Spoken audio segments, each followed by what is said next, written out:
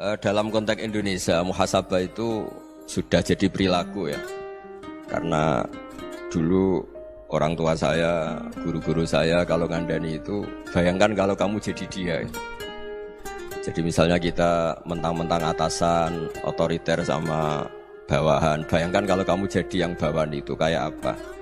Laukun tamakana, kalau orang Arab bilang, bayangkan kalau kamu di posisi dia. Makanya guyonannya orang-orang Indonesia itu kan orang ngaramkan judi gitu, bareng dikasih tahu. Tapi yang menang anak jenengan, alhamdulillah.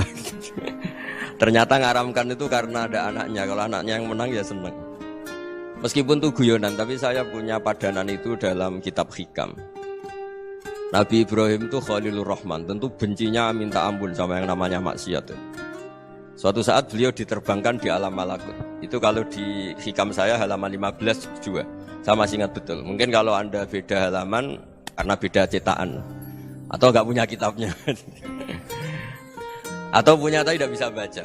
Nah itu jadi berbagai kemungkinan. Atau punya tidak bisa baca tapi dianggap jimat. Atau digo pencitraan. Banyak itu kaji-kaji tidak bisa baca kitab tapi di ruang tamunya kitabnya besar-besar. Pencitraan itu, tapi ya bagus lah, nggak apa-apa untuk syiar. Setelah diterbangkan di alam malakut, diperlihatkan sama Allah, ada orang pezina, ada orang syaribul khomri, ada orang mabuk, ada orang macam-macam. Allah tanya sama Nabi Ibrahim, bagaimana pendapat kamu Ibrahim tentang mereka yang maksiat? Kata Nabi Ibrahim, ya Allah habisi saja mereka hidup di bumi engkau, makan rezeki engkau, kemudian mereka tidak taat sama engkau. Singkat cerita di fase itu, saya ulang lagi di fase itu, Allah nurutin. Sampai sekian peristiwa, mungkin 3 atau 4. Sudah, setelah sekian tahun Nabi Ibrahim lupa peristiwa itu, kemudian beliau diminta menyembelih anaknya. Ini versi kitab Hikam. Memang versinya banyak tentang kenapa Nabi Ibrahim disuruh menyembelih anaknya. Ketika mau menyembelih anaknya, Nabi Ibrahim ragu. Huwa samratu fuadi. Anak saya ini buah hati saya, kenapa engkau suruh menyembelih? Terus kata Allah, apa kamu tidak ingat ketika kamu saya angkat di alam malakut, kemudian kamu usul bunuh-bunuh, saya tidak mempertimbangkan usul Anda, tapi kenapa sekarang saya merintahkan kamu mikir? Gitu. Terus, ya karena ini anak saya ya Allah. Terus kata Allah, rumang samu sumpukkan mata ini gak gawean kau sing gawe kowe enak wae usul mata ini. Jadi saya yang bikin, kemudian Anda enak aja usul membunuh. Semenjak itu Nabi Ibrahim itu di eranya itu asfaqun nas, orang paling sayang sama manusia. Karena kadang kita keras itu ya kebetulan itu udah anak kita, ada keluarga kita. Cara orang Jawa itu kan gitu ya. Kalau ada perempuan terus macak yang macam-macam pakai sepeda motor cowok terus wah itu luput suwo, semoga-moga gini. Tapi setelah dikasih tahu, niku ponakane jenengan, semoga-moga selamat. Jadi jangan-jangan kemarin ahli ma'asi itu kebetulan itu tidak keluarga kita. Kalau keluarga kita yang pernah salah pada kita, semangat kita mintakan maaf. Jangan-jangan kita didikte hukum sosial gitu. Jadi orang yang salah kebetulan itu orang yang menservis kita, atau keluarga kita, atau orang dekat kita. Jangan-jangan semangat kita mintakan ampun. Tapi kalau sama orang lain kebetulan musuh kita semangatnya minta itu kena adab. Nah ini yang nggak boleh dalam Islam. Islam mengajarkan niru Rasulullah SAW, Nabi itu rahmatal lil alam. Bahkan kemarin saya ngaji virtual sama beberapa habaib. Ada Habib Ali Al-Jufri dari Mesir gitu. Ya, ada Habib Alwi dari Kuitang, ada Habib Nabil Al-Musawa. Dari sekian habaib itu saya masih ingat diantaranya yang didawuhkan rahmatan lil alamin itu ketika Nabi adahu kaumuh, disakiti oleh kaumnya, dan itu mereka masih kafir semua. Itu mereka dapat doanya Nabi, Allah mahdi qaumi fa innahum la ya'lamun. Kayak apa baiknya Nabi, orang yang menyakiti, yang melukai, ya, tapi Nabi masih berdoa, Allah mahdi qaumi fa innahum la ya'lamun. Sayyidina Umar dapat doanya Nabi itu yakhina kana kafiran, ketika masih kafir didoakan. Allahumma izzal Islam bi Umar. Itu ketika masih kafir. Itu pelajaran bagi kita bahwa yang sedang tidak cocok pun itu berdapat doa kita. Ya doa supaya kondisi kita baik, hari tambah baik. Karena agama ini saya berkali-kali bilang limangka nayarjuwa wal yaumal akhir. Agama ini diperuntukkan bagi yang selalu punya harapan pada Allah Subhanahu wa taala. Saya cerita muhasabah ini tentang hubungan kita dengan Allah. Di Indonesia itu banyak orang fasik, banyak orang nakal. Ya di mana-mana orang nakal itu ya mayoritas, wa aksaruhum fasikun. Tapi berkahnya harapan. Mungkin saya kira nakal sok benda, mungkin saya kira sholat sok ben sholat, mungkin sekarang belum sakhok, belum dermawan, suatu saat dermawan. Barokahnya itu kefasikan ini dianggap sementara. Sedang fasik, sedang tidak benar. Karena kiai-kiai kita, para guru-guru kita, para habaib utamanya itu mesti bilang semoga husnul khotimah. Nah barokahnya doa itu semoga husnul khotimah itu menjadikan satu pola sosial. Yang sedang fasik ini masih diharapkan jadi lebih baik, jadi lebih sehingga kita tidak ngambil sikap ekstrim yang ingin menghabisi atau ingin mengadili, tidak, karena selalu kita punya harapan. Dan agama ini limangkan yarjuwa wal yawm. Bayangkan dulu kalau yang nakal itu anak kamu. Pasti kamu gak ingin kan langsung dapat azab, dapat apa. Padahal kita semua jadi tokoh ini abul kulli, bapak dari semuanya. Sehingga ketika Rasulullah SAW jalan-jalan kemudian melihat perempuan sedang menyalakan api. Kalau apinya mati ditiup, anaknya dijauhkan. Nanti kalau sudah jauh dari api anaknya digendong lagi. Terus kata Rasulullah, matur ke semua sahabat, Aro'aitum anna hadih tarihatan waladaha alan nar. Apa kamu berpendapat bahwa perempuan ini akan melemparkan anaknya ke neraka? Tidak ya Rasulullah. Tidak akan seorang ibu melemparkan anaknya ke api. Terus kata Rasulullah, Allahu arhamu min hadih biwaladiha. Allah lebih rahman, lebih rahim dibanding orang tua ini kepada anaknya. Ini yang harus kita kenalkan terus, kita kampanyakan terus, supaya orang hubungannya dengan Allah itu nyaman, asik. Sehingga dengan demikian selalu ada harapan bahwa yang sedang nakal ini suatu saat tobat. Kita tidak boleh menghukumi pasti begini, pasti gini, itu tidak wilayah kita. Itu juga yang dicontohkan Rasulullah SAW. Secara lahir Nabi itu nggak berkenan sama Wahsy, karena Wahsy itu salahnya salah fatal karena membunuh ahabban nasi ila Rasulillah, yaitu membunuh Sayyid Hamzah. Jadi ketika Wahsy tobat, Nabi itu nerima tobatnya. Dan ketika beliau dengan basariyahnya agak siap ketemu Wahsy karena harus ingat Sayyid Hamzah, basariyahnya diturutin. Oke kamu iman saya turutin, tapi jangan sering ketemu saya. Karena kalau ketemu kamu saya masih ingat sama paman saya Sayyid Hamzah. Kita bisa ngelola seperti itu. Kita tidak cocok sama orang, bagaimanapun mereka umat Rasulullah SAW, kita tetap mencintai mereka. Misalnya kalau beda agama, mereka sama-sama orang Indonesia, kita mencintai mereka atas nama warga Indonesia. Tapi kalau misalnya potongannya ora cocok, beda kultur, bawaannya itu mangkel no coro Jawa, ya bisa diilmoni, jangan ketemu. Wong sudah tidak cocok, ingin ketemu nyari solusi. Roh ini tok seneng itu kan ya repot itu. Ya sudah kalau nggak pati cocok ya jangan sering ketemu. Dan itu kita bisa memanage seperti itu tuh bisa. Saya berkali-kali cerita tentang Imam Syafi'i. Kalau dikasih tahu ya Imam Aba Abdillah, panggilannya Imam Syafi'i, tetangga anda ini ternyata banyak yang nggak senang anda. Jawabnya beliau senang. Ya bagus kalau nggak senang saya, ndak utang saya kata. Jadi gara-gara saman seneng aku ngatur aku ini kan. Dan mungkin saman rasa seneng kan ya enak. Jadi hidup itu dianggap happy. Kalau seneng ya teman silaturahim, kalau nggak seneng ya nggak bakal utang gitu. Baru kayak seneng itu nggak ganggu. Jadi dulu itu orang bisa ngelola seneng ndak seneng itu bisa. Karena ada kearifan hubungan dengan Allah Subhanahu wa ta'ala. Hidupnya selesai karena masyghul bi dzikrillah, mereka sibuk dengan Allah. Makanya kata ulama-ulama tasawuf, kamu jangan melihat manusia perilakunya, tapi kamu juga harus ingat yang gerakkan semua itu Allah Subhanahu wa ta'ala. Dengan demikian kita farah, kita senang. Makanya Nabi kalau ngutus Anas bin Malik kemudian enggak kesampaian yang diinginkan karena Anas main, ketika garwa-garwani Nabi agak tersinggung, Nabi andaikan Allah menghendaki yang saya inginkan kesampaian, pasti itu kesampaian. Jadi dianggap kegagalan Anas gak manggil yang dituju Nabi itu ya kersane Allah, ya enteng saja. Sayyidina Ali lebih parah lagi yang dialamin. Itu dalam-dalam beliau kalau dipanggil tuh gak cepet-cepet ke sana. Ketika ditanya, kenapa kamu tak panggil gak cepet ke saya? Amin tu ukubatak. Karena aku tahu engkau orang baik. Orang baik itu pemaaf. Jadi makanya orang-orang soleh dulu itu bodoni itu. Makanya sekarang kalau ada orang bodoni itu mesti beda orang soleh. Kalau orang-orang soleh itu kakean husnudzon lagi sering dibodonin. Abdul bin Umar itu masyhur itu. Kalau ada budaknya sering sholat, sergap sholat itu dimerdekakan. Akhirnya enggak sholat pun pura-pura sholat. Akhirnya juga dimerdekakan. Ketika ditanya, kenapa engkau merdekakan? Padahal mereka sholatnya menipu engkau, kata pembisik-pembisik itu. Man khoda'ana lillah in khoda'na lah. Dia nipu atas nama Allah, berarti saat tertipu juga atas nama Allah, enggak masalah dong, semuanya demi Allah Subhanahu wa taala. Jadi ketika kita mensifati Allah taala itu ghafir. Allah pemaaf.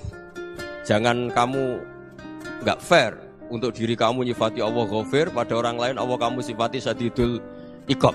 Jadi Allah kamu atur kayak MC tadi ngatur saya. Jadi Allah itu apa? Kalau pada saya ghafir, kalau pada musuh saya syadidul iqab. Itu tidak fair.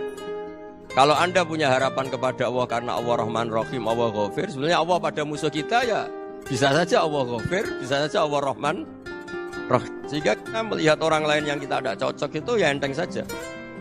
Itu min ummati Rasulillah sing tanaluhu syafa'atuh, tanaluhu sa'atu rahmati, tanaluhu fair. Jangan dengan kita kayak mesti dapat rahmat.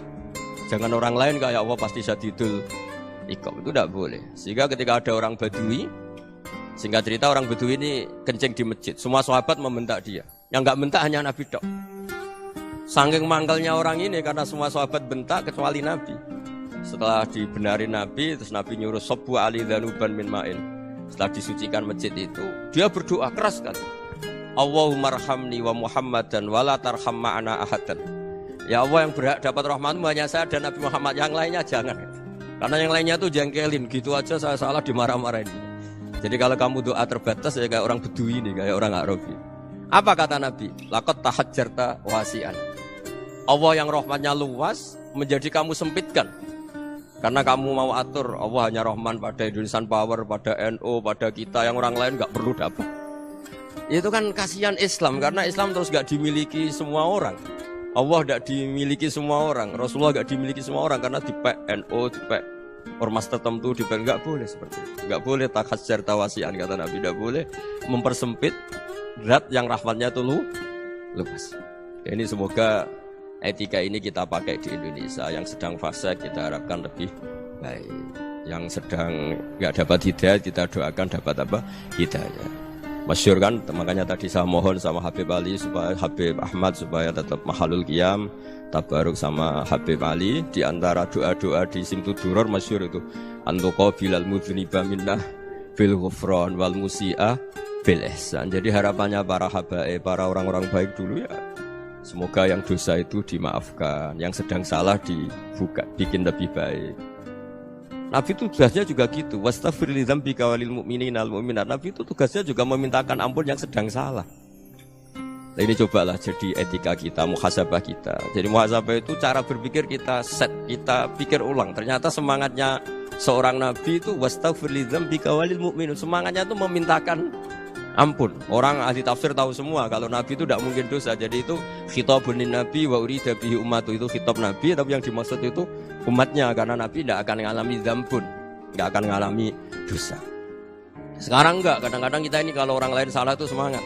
Kalau di perusahaan ada teman salah, apalagi pimpinan salah itu seneng, barokahnya salah bisa ganti kan gitu. Jadi kalau mungkin di dunia tokoh juga gitu, barokahnya ada tokoh salah, kita yang jadi populer sendiri, tidak boleh seperti itu. Kita harus salimus sodri di jami'il muslimin. Jadi ini harus dilatih. Saya tadi matur sama Habib Ahmad, latihan kita jadi hidup. Nabi itu kalau resep jadi wali itu kata Nabi gampang. Kata Nabi, kalau kamu ingin disenangin Allah, ya sudah. Kalau kamu asbahta wa amsayta gini-gini, perasaan kamu, kata Nabi, jangan punya perasaan ghil sama orang muslimin. Itu sudah, wadzalika min sunnati. Makanya Nabi ngendikan la yablughni ahadun an ahadin syai'an. Ada yang baca la yuballighni ahadun an ahadin syai'an. Seseorang jangan melaporkan ke saya tentang salahnya yang lain. Fa inni akhruju ilaikum wa ana salimus sodri. Karena saya ingin ketemu sampean semua dalam keadaan salimus sodri, tidak punya perasaan apa-apa. Karena kalau nurutin pembisik, nurutin informasi itu ya repot. Karena orang pasti sepihak. Ada kiai yang top, datang ke kampung-kampung ning desa-desa. Kata yang seneng itu punya akhlak. Oh itu bagus orang besar datang ke kampung-kampung. Kata yang enggak seneng, oh itu jobnya kayak kecil kok diambil, itu kan ya kasihan itu kan sudut pandang. Makanya saya sering bilang akal kita ini cukup untuk mentasdik Rasulullah SAW. Meskipun perasaan kita kadang orang Jawa itu beda. Saya berkali-kali bilang sama peneliti dari Jogja, kenapa sih Gus para nabi itu kok poligami istrinya banyak? Nabi Dawud katanya itu berapa? Nabi Sulaiman malah jumlahnya agak terbatas ini. Nabi Muhammad itu paling sedikit. Saya tanya gini, perempuan itu orang lemah, jadi kalau nolong orang satu gimana baik? Kalau nolong orang dua ya lebih baik, ya sudah kira-kira seperti itu. Paling tidak akal kita masih tahu kalau orang baik itu kan mesti baik. Nolong orang satu baik, nolong orang dua ya lebih baik, nolong orang tiga lebih baik. Tapi kalau kamu orang nggak baik, satu saja kamu terlantarin, kamu miskinkan, kamu ya tinggal diukur kan. Kalau orang baik nambah baik, tapi kalau orang buruk tambah buruk. Nah itu akal. Akal kita bisa menganalisis kenapa sih nikah itu ada yang poligami, ada yang enggak. Ya sudah, ukur saja diri kamu. Misalnya kayak saya elek keriting, rabi terus, memperbanyak wong elek, orang perilaku netok raine dadi elek kabeh. Tapi nak kowe ku ganteng, alim, ganteng, sugih, anake ganteng-ganteng, berhubung kowe saleh ahli swarga kabeh, mertua yo bangga karena karir kamu meyakinkan. Ini mertua kamu aja gak bangga mau nambah. Ipar gak bangga, mertua gak bangga, desa kamu yang kamu wayai juga gak. Beda dengan Nabi ketika nikah Juwairiyah itu gak ada pernikahan sebarokah Nabi dengan Juwairiyah itu. Asharu Rasulillah, di situ habis perang banyak tawanan, gara-gara jadi besanya Nabi langsung dibebaskan semua karena Asharu Rasulillah. Sekarang besanya Kanjeng Nabi. Dulu Abu Sufyan mangkelnya bukan main sama Nabi, gara-gara putrinya dinikah terus langsung jadi. Kalau kamu kan enggak, nikah satu, nikah lagi, satu kampung musuh kamu. Karena istri pertama ya cemburu, yang kedua agak bangga. Wah itu selesai itu, di dunia wal akhirah. Maksud saya, nganalisis Islam itu harus pakai akal. Dan akal yang dipakai, ini saya bawa ke kitab Ihya, adalah pikiran-pikiran para ulama. Makanya ketika Imam Ghazali ketika ditanya, fakaifa bi muslimin fasikin asawwaha fi jami'i amri. Kalau kayak ketemu orang fasik, orang Islam tapi fasik, perilakunya enggak ada yang benar. Kata Imam Ghazali jawabnya lucu, aneh. Ma min muslimin illa wa islamuhu ta'ah. Tidak ada orang Islam kecuali dia mau Islam, membenarkan Allah dan Rasul itu sudah taatnya dia. Kok kamu tidak bisa melihat taatnya dia? Dia pikirannya kan ini pemabuk, ini tukang apa. Tapi kata Imam Ghazali, sebenarnya kamu masih bisa berpikir positif. Ma min muslimin illa wa islamuhu ta'ah. Tidak ada seseorang Islam ketika dia milih Islam itu pasti ada taatnya, yaitu tasdik pada Allah dan tasdik kepada Rasulullah SAW. Jadi dengan pola seperti itu, maka di antara guru-guru kita yang modern ya di era Mbah Maimun, di sini ada Habib Ahmad. Habib Salim syair yang sering dibaca beliau adalah ada orang munajat sama Allah, ini cerita munajat. Itu orang itu ngendikan gini, ana mudnibun, ana mukhtiun, ana asi, huwa rahimun, huwa ghafirun, huwa afi. Ya Allah, saya mukhti, saya orang yang salah. Ana mudnib, saya orang yang dosa. Ana asin, saya sering maksiat. Tapi engkau ya Allah, engkau ghafir, pemaaf. Engkau rahim, maha pengasih. Engkau afin, yang mudah memaafkan. Kata orang ini ya agak kurang ajar, tapi saking senengnya sama Allah. Qobal tuhunna salasatan bisalasat. Ya gini saja ya Allah, sifat engkau diadu dengan sifat saya. Engkau Tuhan, Gusti, enggak boleh kalah gitu. Terus wasatahliban ausofu ausofi, dan kau pasti pemenangnya gitu. Jadi ada orang rayu Allah dengan cara seperti itu ya ada ya. Saya ini manusia, salah saya banyak. Engkau ampunannya banyak. Engkau Tuhan, Gusti, enggak boleh ampunan Anda, ampunan engkau kalah dengan salah saya. Enggak boleh Tuhan kok kalah. Jadi untuk supaya orang punya harapan gitu. Banyak juga wali-wali yang jadab ketika datang ke makam Rasulullah SAW. Itu kalau dongo ya agak kacau sebetulnya, cara syariat agak kacau. Ya Allah, engkau punya dua pilihan. Jika engkau menjadikan saya soleh, surah habibu, yang senang kekasihmu, yaitu Rasulullah SAW. Tapi jika engkau menjadikan saya fasik, surah aduuk, yang senang itu setan. Monggo jenengan mau menyenangkan kekasih jenengan, mau menyenangkan musuh jenengan, monggo. Jenengan bebas kok memilih. Dan mestinya Allah ya senang menyenangkan kekasihnya. Jadi ya, intinya Allah dipaksa untuk menjadikan dia orang soleh gitu. Jadi kayak kemarin itu pagi siapa? Kuliah kesini itu sama Habib Ahmad. Saya pertama agak mau, lama-lama Habib Ahmad. Ini gimana Gus? Orang taunya saya dekat jenengan, kalau gak kasil saya malu. Waduh, ini kayak doanya wali yang tadi. Gak punya pilihan, gak ada pilihan. Jadi saya mohon muhasabah itu dimulai cara berpikir. Makanya di sini sebetulnya teks ini supaya dapat barokahnya Ihya. Ini kitab yang disenangi para habaib, para ulama. Sebetulnya teks di muhasabah itu redaksinya gini ya, yang lengkap. Hasibu anfusakum qabla an tuhasabu wazinuha qabla an tuzanu wa tahayya'u lil ardil akbar. Jadi ada kata wazinu, jadi ukur. Perilaku Anda ini diukur, ditakar. Misalnya kita sebagai suami kan ya punya hal-hal yang kita tidak ideal. Cara wong Jawa mesti pesek. Cara rezeki ya pas-pasan.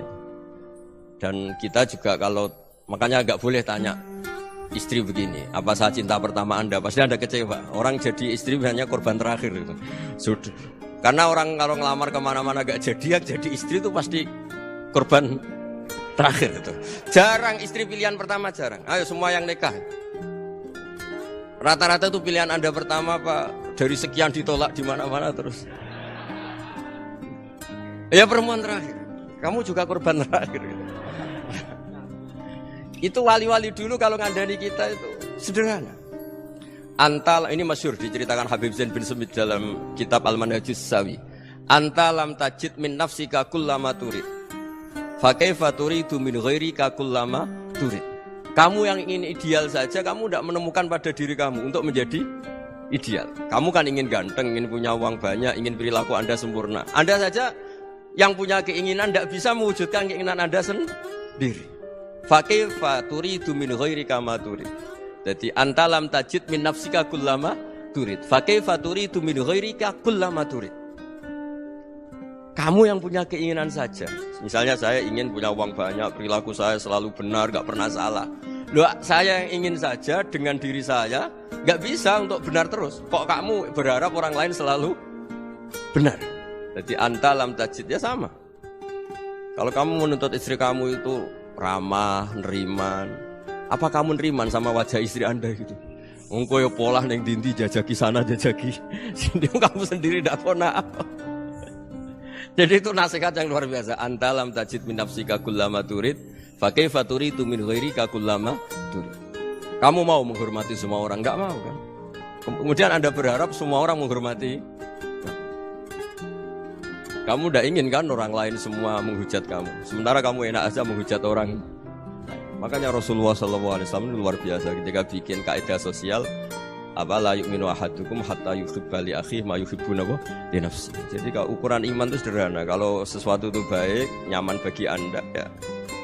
Bayangkan itu pada teman Anda. Misalnya Anda bangun tidur sudah acak-acakan, nggak punya uang, utang jatuh tempo, kan nggak ingin ketemu orang. Ya kamu jangan bertamu ke jenis ini karena dengan kamu yang alami juga gak siap ketemu orang. Makanya ada Habib Alim itu dilapuri sama seseorang. Beb, dulu teman saya itu ketika saya kaya itu sering main ke saya. Setelah saya miskin, mereka tidak main ke saya. Kata Habib itu bagus, sunnah begitu itu bagus. Coba kalau kamu dulu kaya, teman kamu main kan kamu gaya. Di rumah ada makanan, bisa hormat tamu. Setelah kamu miskin jadi buruh manol di pasar atau buruh bikin boto, teman kamu datang, malu enggak kamu? Mendingan gak datang gitu. Akhirnya baru, oh ya alhamdulillah kalau gitu. Loh iya kan dulu teman kita datang, kita ada Alphard, istri cantik, rumah bagus. Lah kita miskin, buruhnya orang pas dibentak-bentak, teman kamu udah datang. Milih datang kamu enggak kalau setelah kamu jatuh? Enggak kan? Jadi barokahnya ilmu itu terus. Ya, tapi kadang-kadang orang, wah setelah saya miskin teman-teman enggak kasih ke sini. Ya kalau kamu sudah jatuh, teman-teman kamu situ jadi tontonan. Ya mulai sekarang cara berpikir itu dirubah. Dulu yang namanya kiai itu kalau diundang orang itu ya agak-agak senang. Semenjak saya itu agak rubah. Ngundang kiai, ngatur kiai itu tak haram-haramkan ya ada lumayan lah sekarang itu sudah mulai agak beretika. Dulu itu ngundang tuh tanggalnya ditentukan, jamnya ditentukan. Enggak mikir apa kiai saat itu nganggur, enggak. Punya wadifah, enggak. Dia milih tanggal yang dia nganggur, enggak mikir masa itu kiainya nganggur apa, enggak. Ya saya hanya cerita aja, kamu tersinggung ya monggo, boten nggih monggo itu kan. Jadi saya mohonlah supaya tadi saya juga matur ke Habib Ahmad. Jadi untuk orang merasa ikut sunnah Rasul itu gampang sekali kata saya Muhammad. Dulu Nabi berpakaian ala daerahnya. Kalau mikot ya pakai mikotu baladi. Karena Nabi orang Madinah dan beliau berdomisili di Madinah ya misalnya mikotnya dari Bir Ali misalnya. Tapi kalau Anda orang kawasan Tanim mau umroh ya dari Tanim. Misalnya kawasan Jirona ya dari Jirona. Artinya apa? Kamu ngambil mikot karena Nabi mikot misalnya dari Bir Ali, bukan berarti kamu harus seperti Nabi di Bir Ali, kamu orang Mekah, misalnya kamu orang Tanim, orang dia harus dari mikot itu apa? Baladi. Sama, makanya di fikih-fikih itu kalau teknik anak, Nabi orang Arab, halawiyatnya kurma ya kurma. Kalau orang Jawa sedegan, semua podo-podo. Ya, podo-podo manis. Jadi ini tabaruk sama Sayyid Muhammad, ini ada murid beliau Habib Ahmad, sahabatnya, supaya orang itu merasa ikut Nabi itu gampang sekali. Ini saya baca ya di halaman tadi disaksikan Habib Ahmad 433 di kitab apa begini? Manhajus Salaf fi Fahmin Nusus. Itu kata Sayyid Muhammad, wa kanat sunnatu Rasulillah annahu yat'amu ma yajiduhu fi ardi wa yalbasu ma yajidu wa yarkabu ma yajidu mimma abahu wa ta'ala. Faman istamala ma yajidu fi ardi fa huwa al-muttabi' lis-sunnah. Kama annahu hajjal baita min madinati. Faman hajjal baita min madinati nafsi fa huwa al-muttabi' lis-sunnah wa illam takun hadhil madinatu tilka. Jadi intinya misalnya Nabi dulu itu ngasih sedekah kepada fakir miskin ya pakai dinar, dirham. Ya kalau orang misalnya sedekah pakai rupiah ya sudah ikut sunnah Nabi. Jangan, lu Nabi pakai dinar loh, kamu kok pakai rupiah. Dulu dinarnya Nabi udah ada tulisannya Bank Indonesia, kamu kok ada tulisannya Bank. Ya tidak ada seperti itu. Ya jadi misalnya Nabi sedekah pakai tamar atau pakai al-aqid, ya kita pakai beras, pakai apa. Supaya orang tuh bahwa Rasulullah itu milik kafatal linnas, milik semuanya. Sehingga merasa ikut sunnah Nabi itu ya semuanya. Makanya dulu Mbah Mun kalau motivasi saya supaya bombong, kalau orang Jawa bilang bombong. Wong Jawa mesti ono wong alim. Beliau menyontohkan Mas itu Mbah Fadol, Senori, Mbah Ihsan Jambes. Itu bisa ngarang-ngarang kitab luar biasa, padahal beliau bukan orang Arab. Imam Sibawa itu orang Persia, Imam Ghazali orang Tus itu juga ikut Persia.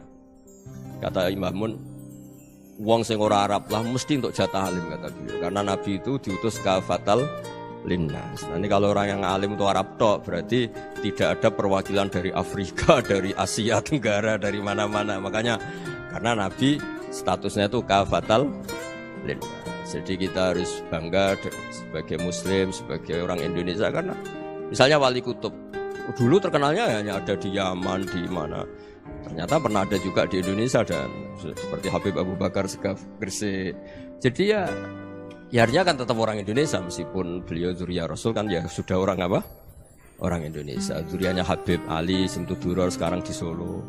Jadi Indonesia juga dapat alawin banyak dari Sadatinal Alawin juga. Jadi saya mohon barokahnya ngaji seperti ini, melihat orang lain tuh gampang. Bayangkan tuh kalau anak kamu. Makanya Nabi, nanti kalau nggak percaya lihat di Hikam nomor 15 di kitab saya. Di situ dijelaskan oleh Hikam, jangan-jangan semangat Anda pada orang yang maksiat, pada orang yang keliru supaya dihukum itu karena kebetulan itu udah anak Anda, itu udah keluarga Anda. Coba kalau itu keluarga. Makanya kalau saya guyonan di Jogja itu ada pembantu mecahkan piring terus dimarahi majikannya, saya mesti guyon gitu. Pasti itu pembantunya tidak cantik. Kok bisa Gus? Andekan cantik dan kamu senang mecahno piring satu, piring 1000 ora iso ngamuk. Ternyata ngamuknya itu karena mecahkan piring apa karena plus tidak cantik? Coba jawab para lelaki ini. Kamu marah sama orang maksiat itu karena maksiat, karena plus itu udah anak Anda. Bayangkan kalau itu anak. Itu hebatnya Rasulullah SAW. Karena kita yang salah pun kadung umatnya, Nabi tetap ngasih fasilitas syafaati li ahlil kabair min ummati. Kayak apa baiknya Nabi? Udah ikut maksiat tapi ikut fasilitasi ngasih syafaat. Loh, kalau li ahlil ibadah kan wajar. Nabi ketika ini syafaati li ahlil kabair min ummati. Ya karena tadi logika yang dibangun Rasulullah itu logika yang luar biasa. Kita semangat orang lain kena hukuman itu karena kita tidak punya ra'fah, tidak punya rahmah. Coba kalau Rasulullah yang bil mu'minina ra'ufur rahim, semangatnya itu mendoakan supaya tobat, mendoakan diampuni. Dan itu juga yang diperintahkan oleh Allah Subhanahu wa taala, wastaghfir li dzambika walil mu'minina wal mu'minat. Ya semoga barokahnya ngaji ini, barokahnya Habib Ahmad, barokahnya Maulid Simtuduror, barokahnya semua kitab Madaih, Tibak Berjanji semuanya, barokahnya Ikhya, barokahnya Said Muhammad, barokahnya guru kita semua, Mbah Maimun, bapak saya. Kita ini ngikuti manhaj, ya, ngikuti apa? Manhaj. Saya sering didhawuhi Mbah Mun, kenapa ihdinas siratal mustaqim bukan siratoka? bukan jalan engkau ya Allah. Karena Allah itu gak bisa kamu tiru. Allah itu tidak tidur, tidak makan, tidak kesel, tidak capek. Yang bisa ditiru itu siratal ladzina an'amta alaihim. Yang bisa ditiru manusia ya niru manusia. Karena Allah itu tidak bisa ditiru. Makanya ihdinas siratal mustaqim siratal ladzina. Ya niru siapa? Niru guru-guru kita. Termasuk niru cara pandang. Jadi misalnya ada orang awam di rumah itu hanya delok reng, delok tikus liwat, itu kan kayak nganggur. Ora tahajud malah mendelok reng. Melihatnya jangan gitu. Gua tarokal ma'asiyah. Dia di rumahnya ndak dugem, ndak kemana-mana. Dia berarti malam itu tarkul ma'asi. Tidak nyopet, tidak garong, tidak ke tempat maksiat. Susahnya apa sih husnudzon? Jadi jangan lihat Huwa tarkut tahajud, huwa tarokat tahajud, wa taroka qiyamul lail. Oke ya, namanya orang begitu ya tidak tahajud, tidak qiyamul lail. Tapi susahnya apa sih kamu bilang huwa tarokal ma'asiyah? Dia juga meninggalkan maksiyah. Dan tarkul maksiat itu ibadah. Supaya orang tuh gampang lah husnudzon sama orang muslim. Ini orang mukmin, orang yang luar biasa. Di mata Allah itu orang yang luar biasa. Kayak tadi Imam Ghazali, kalau saya ketemu orang muslim kemudian dia tidak pernah baik, gimana? Kata Imam Ghazali, ma min muslimin illa wa islamuhu ta'ah.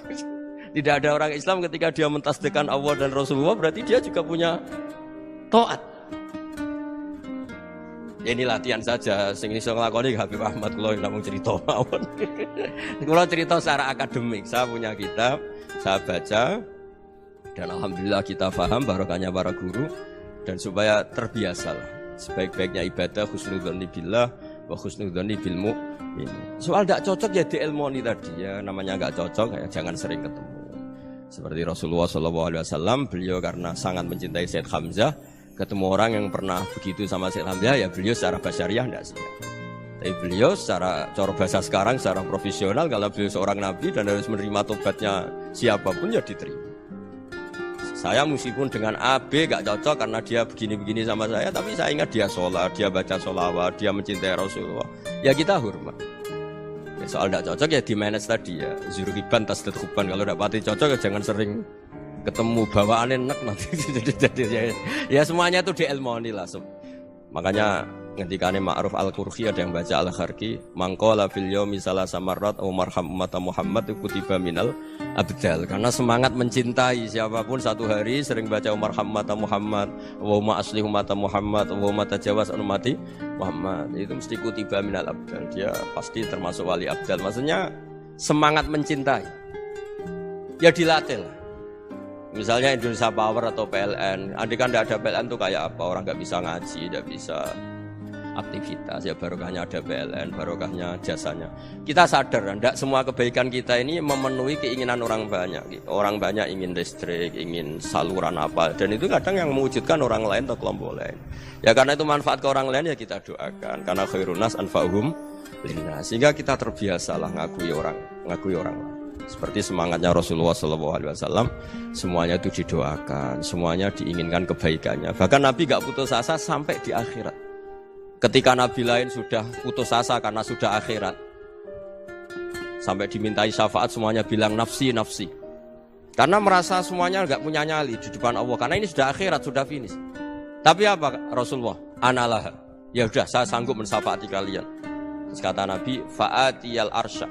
Saya mendatangi aras fa'akhiru lahu sajidan, saya sujud wa ahmaduhu bima hamida 'allamaniha rabbi. Kemudian saya tetap muji Allah dengan pujian yang terus menerus. Padahal sudah di akhirat, sudah finish. Nabi dimintai syafaat masih sanggup karena Nabi tahu akhirat tidak bisa mendikte Allah, tidak bisa. Allah terus bilang, "Ya Allah, ini akhirat, engkau sudah tidak boleh mensyafaat." Tidak bisa. Allah tidak bisa diganggu akhirat. Allah tidak boleh dibatalkan rahmannya oleh akhirat. Allah tetap Rahman Rahim abadal abad. Dan Nabi tahu itu. Makanya kata para ulama, fa Muhammadun ahmadu min ghairihi. Jadi Nabi Muhammad namanya dua yang terkenal. Sebenarnya banyak yang terkenal dua, Muhammad sama Muhammad. Ketika Nabi punya nyali memuji Allah di akhirat atau sudah di akhirat, itu fa Muhammadun ahmadu min ghairihi. Ketika Nabi lain sudah tidak punya nyali muji Allah karena sudah akhirat, Nabi Muhammad tetap berani muji Allah di saat seperti itu. Makanya ahmadu di situ kata ulama itu af'al tafdil, fa Muhammadun ahmadu min ghairihi. Kanjeng Nabi lebih memuji Allah di saat yang Nabi lain sudah tidak punya nyali untuk muji Allah di saat itu. Makanya kata Nabi fa akhiru lahu sajidan wa ahmadhu bima hamida 'allamaniha rabbi. Akhirnya setelah lama gitu terus Allah ngendikan ya Muhammad irfa' ra'sak wasal tu'tah wasfa' tusyaffa. Sudah Muhammad, angkat kepala kamu, kamu minta apa saat turutin, dan kalau kamu ingin mensyafaati umatmu saya beri hak napa? Syafaat. Nah, semoga semangat itu juga menjadikan kita munajat bahwa rahmat Allah tidak terbatas, harapan juga tidak terbatas. Mungkin yang sedang nakal ya kita katakan sedang. Jangan terus kamu pastikan wah ini mesti suul khotimah, mesti tidak orang baik. Ndak, agama ini liman kana yarjuwa wal yaumal akhir, selalu bagi yang punya harapan. Ya, mugi-mugi dapat barokah semua. Mantu dengan kata wassalamualaikum warahmatullahi wabarakatuh.